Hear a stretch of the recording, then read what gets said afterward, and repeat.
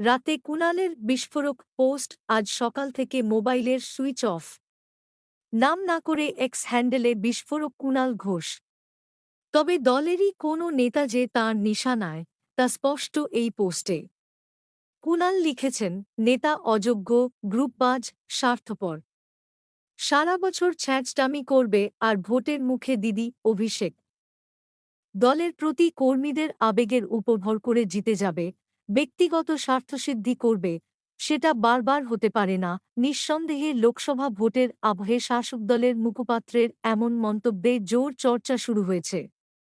এমনও খবর এক্স হ্যান্ডেলে নিজের বায়োতেও বদল এনেছেন কুণাল।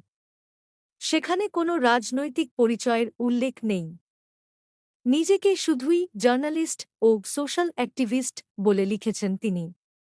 তাঁরই ঘনিষ্ঠদের একাংশ বলছেন, সাংবাদিক ও সমাজকর্মীর বাইরেও কুণালের প্রোফাইলে উল্লেখ থাকত তৃণমূল কংগ্রেসের সাধারণ সম্পাদক এবং মুখপাত্র পরিচিতি। শুক্রবার সকাল থেকে যা উধাও।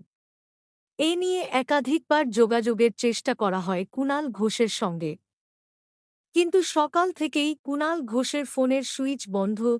প্রসঙ্গত, বৃহস্পতিবার শাহজাহানের গ্রেপ্তারি নিয়ে তৃণমূল ভবনে সাংবাদিক সম্মেলন হলেও সেখানে দেখা যায়নি কুণালকে।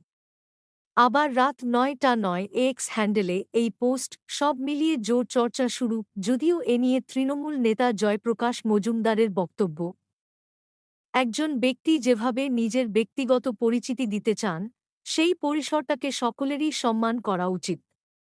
আমি সেই সম্মান জানিয়েই বলছি, এ ব্যাপারে আমি কোনো মন্তব্য করতে পারব না।